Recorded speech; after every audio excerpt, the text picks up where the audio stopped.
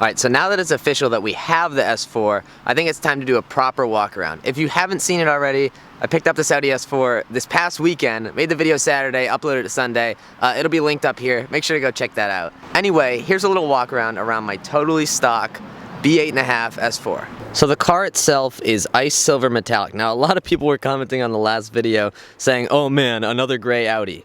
But I really like this color, first of all. And second of all, you guys didn't know, this is one of the more rare B8.5 colors. I mean, you see a lot of them in Monsoon Grey, which is a color from the R8. It's a premium plus car, and the cool thing about the car, and the first thing that I noticed, is the whole front end is actually clear broad. So there's a clear film on the headlights, on the front bumper, which is kind of dirty. Sorry, I washed it a couple days ago and then commuted to work and that ruined it. The whole fender, and if you notice, they did a nice little hack job right here. You see that? Instead of putting the clear broad down and then putting the V6T badges over it, which would be the proper way to do it, remove the badges, put the clear broad down and then put it over it, they just cut a square out. And if you go to the other side, and they did the same thing over here too, which is pretty stupid. So that's kind of made me mad. My friend Brooke might help me out and re-clear broad these fenders, so we'll see. But I think I'm going to take the V6T badge off anyway. I think it would look much cleaner without that badge on there. I know they make little supercharged badges for here. I don't need that. So these wheels are actually some of my favorite wheels that Audi makes. If you didn't know, I had these actually on my GTI replica versions that were 18s, but one of the criteria when I was looking for the car, it wasn't a main one, but it was nice that this one had it, was that I was looking for 19s, especially in the peeler style as they call them, because they kind of look like vegetable peelers or potato peelers. Now another feature that I was really looking for was this. These Alcantara seats are one of my main selling points on this car. Now Alcantara can be kind of difficult to maintain. I bought Sonax Alcantara cleaner, so I've been cleaning them. It's all good. But if you didn't know, Alcantara actually degrades with the oil on your skin, so you gotta make sure to wipe them down and not touch them too much, which is kind of difficult to do because this is Alcantara here and my elbow rests right there when I'm driving, so I make sure to scrub this down real good. The reason I wanted Alcantara over leather is one, because I really like the way the seats look when they have Alcantara in them.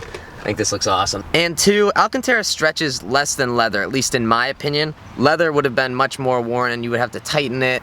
A big reason why I bought the 2013 instead of the 2012 is they had a facelift in the 2013 model year, which turned into a B8.5 S4. So what that got was an upgraded center differential, different front and rear bumper, and my favorite part, the flat bottom steering wheel here.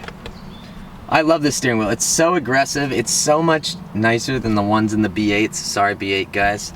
Now this was very controversial. People were very upset that I bought an automatic car. Now it's a DSG car. It's not a true automatic. It's a dual clutch transmission. But people are like, why didn't you buy a manual? Well, one, the manuals are really hard to find around here. I could not find a manual 2013, and I couldn't afford the 2014, 2015 ones. They were too expensive. So there was that. And also, I'm not really a huge fan of the B8 and B8.5 manual transmissions. They just don't feel as good as my GTI transmission felt. And I know that's subjective, but that's just my personal opinion. I haven't gotten bored of DSG yet. People said I'd be bored of it within a week. It's been 4 days.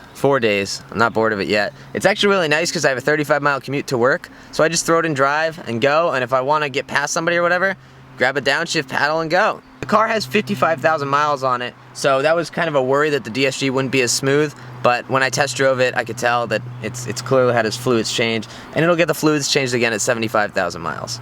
I get a red start-stop button. I think that's standard on all of them, but that's kind of cool. I didn't have a start-stop button before. Another thing that came with the car that the dealership probably should have taken is these floor mats. Now I have the actual, carpet floor mats underneath, but I get these nice S4 emblazoned rubber floor mats, which I will keep in there all the time because my shoes get dirty and I'm lazy and I'm not that great at vacuuming, so that's a win-win. The trunk space is absolutely huge. This is my camera slider, which is like 42 inches, and there's plenty of room over there. These are my old license plates that apparently I wasn't supposed to drive on. So yeah, I have new ones now. I don't like that one as much. I like the 829 TF6 much better than 7JJ. I love the way the rear ends of these cars look. I love how the line of like the spoiler, I guess, carries over into the rear quarter, and then this body line back here actually carries into the taillight and comes down. I think that's so cool, and the taillight's actually bumped out there. Pound says it's to reflect the light that way and not backwards. I just think it looks cool. But my absolute favorite thing about the B8.5 is the front end. Not just because the front bumper looks evil and angry, Kind of needs a lip, but it looks really good. But because they got rid of those little twinkly eyebrow LEDs and went to a proper LED headlight, look down the front and you get boom. I love those. I think that looks so cool. These headlights are so much better than the B8 headlights. I don't care what anybody says. They do need the side marker deleted. I wish I had European headlights. The paint is actually in pretty decent shape on the car. It's got some scratches, but the silver hides it really well. And I've been doing work trying to paint correct those out. I'm not the world's best paint corrector, but I can kind of get scratches out, so that's good. For those of you that said the S4 would be boring, you obviously haven't driven one. And if you stayed till the end, I'm gonna tell you this. The first order of business is sound, because this car is so unbelievably quiet. You can't hear the supercharger at the front, and you can't hear the exhaust at the back. All you hear is the occasional brap of the DSG.